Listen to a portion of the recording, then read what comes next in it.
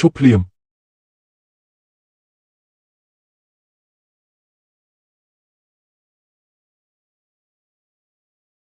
តើលោកយាយនឹងរស់នៅដោយរបៀបណាមិនអីទេអូនសំឡាញ់គុំយំអីនួនមានអ្នកហើយយាយអ្នកណាថាគ្មានអ្នកណាជឿចាប់ នួនមិនខ្លាចយាយមិនស្រឡាញ់ឯងទេម៉ាក់ទោះបីនារីលែងនៅទីនេះប៉ុន្តែខ្ញុំនៅតែនៅទីនេះខ្ញុំស្បថាខ្ញុំនឹងចាត់ទុកម៉ាក់ជាម៉ាក់ពិតរបស់ខ្ញុំនឹងផ្ដល់ការថែទាំម៉ាក់ចូលនិវត្តន៍រហូតដល់ចុងបញ្ចប់នៃជីវិតរបស់ម៉ាក់ក្មេងល្អកូនល្អឯងធ្លាប់ស្រឡាញ់ប្រពន្ធឯងនារីនាងមិននៅទីនេះទៀតទេពេលក្រោយខ្ញុំនឹងមើលថែឯងឲ្យបានល្អដើម្បីនាង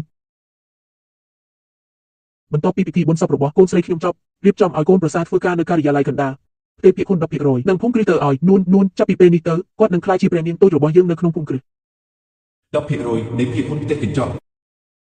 ពេលនោះខ្ញុំនឹងក្លាយជាអ្នកមានមើលសមិទ្ធផលតិចតួចរបស់អ្នកខ្ញុំសប្បាយចិត្តណាស់តាំងពី10%ខ្ញុំបានរៀបចំផែនការនេះអស់រយៈពេល7ឆ្នាំហើយទ្រព្យសម្បត្តិទាំងអស់នៃផ្ទះកញ្ចក់ត្រូវបានគេទៅវិញម៉ាក់មិនអាចឲ្យគេបានទេកូនក្មេងស្រីម្នាក់នេះគឺមិនមែនជាកូនរបស់ខ្ញុំទេមិនអាចប្រគល់ឲ្យគេបានទេបាទអ្នកម៉ាក់អ្នកស្លាប់បានសុខហើយយើងទាំងអស់គ្នាសូមឲ្យនារីបានទៅកាន់សុខភពក្នុងពេលឆាប់នេះ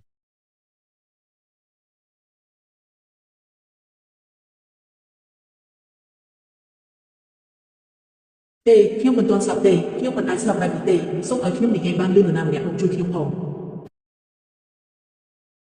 ឈប់ភ្លាម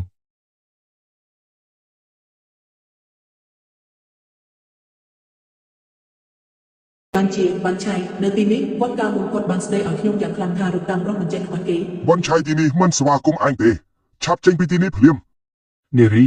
កុំខ្លាចអីខ្ញុំត្រឡប់មកវិញហើយបានឆៃសូមជួយសង្គ្រោះខ្ញុំផងនាងនៅមានចំណែកមិនទាន់ស្លាប់ទេសំណាងល្អជាមួយការជួបបានប្រាប់នាងចិត្តការស្លាប់របស់នារីមានមូលហេតុ7បានមិនដូច្នេះទេលទ្ធផលនឹងទៅជាអន្តរាយពុំវិញ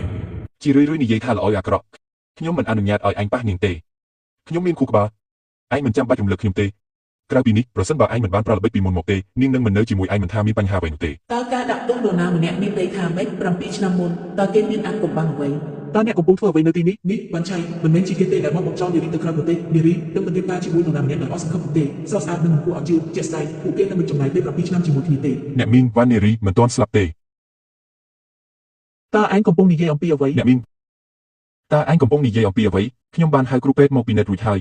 នារីមិនមានសញ្ញាសំខាន់អ្វីទាំងអស់ហានវ៉ាន់ឆៃនារីមានក្លិនស្អុយហើយអ្នកណាក៏ថានាងមិនស្លាប់ដែរតើលោកកំពុងគិតយ៉ាងណានារីមិនទាន់ស្លាប់ទេរោគសញ្ញារបស់នាងចំណាប់អាចបណ្ដោះអាសន្នដែលបណ្ដាលមកពីការឆក់ជ្រុំខ្លាំងពេកហានវ៉ាន់ឆៃលោកបង្ហាញភស្តុតាងមកថានាងមិនទាន់ស្លាប់ការស្លាប់របស់នារីត្រូវបានបញ្ជាក់ដោយវិជ្ជបណ្ឌិតតើឯងដឹងអ្វីខ្លះអំពីបើឯងនិយាយថានាងមិនស្លាប់ទេបើនាងមិនស្លាប់ទេអញ្ចឹងតើគ្រូពេទ្យប្រើអ្វីពិនិត្យមីងប្អូនស្រីនារីពិតជាមិនស្លាប់ទេខ្ញុំទើបតែឃើញនាងធ្វើចលនាអ្នកមីងត្រូវតែជួយខ្ញុំបានតាក់ទងអ្នកឯកទេហើយមកដល់ឆាប់នេះហានវ៉ាន់ឆៃនាងមិនអាចគេចផុតពីជោគវាសនានៃការស្លាប់ដោយស្ងប់ស្ងាត់នោះទេបើឯងមិនបានទុកនាងឲ្យនៅម្នាក់ឯងនាងក៏មិនកាយអ្វីដែរខ្ញុំមិនចង់ឃើញឯងទេឆាប់ចេញភ្លាមទៅ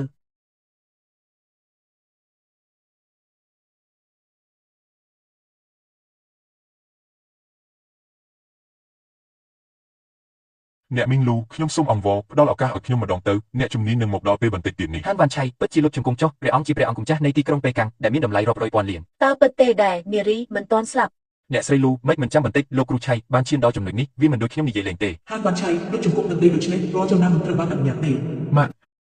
ហានវ៉ាន់ឆៃជាមនុស្សមានគំនិតអាក្រក់គុំល្ងងគុំភ្លេចពីរបៀបដែលគាត់បានប្រព្រឹត្តចំពោះនារីនរណាម្នាក់ទាត់នាងចេញហើយគេមកថ្ងៃនេះក៏មិនមានបំណងល្អដែរ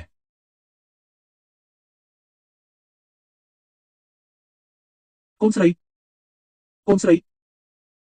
សម្លាញ់របស់ម៉ាក់ហើយអ្វីបានជាអ្នកប្រព្រឹត្តចំពោះកូនស្រីរបស់ខ្ញុំបែបនេះវ៉ានារីនាងសុខសប្បាយទេអ្នកណានិយាយបែបនេះគំនិតរបស់ខ្ញុំមានចលនាខ្លាំងណាស់រួញចុះដោយចិត្តណានេះគឺដើម្បីធ្វើឈូដួលហានវ៉ាន់ឆៃឯងពិតជាឆ្លាតណាស់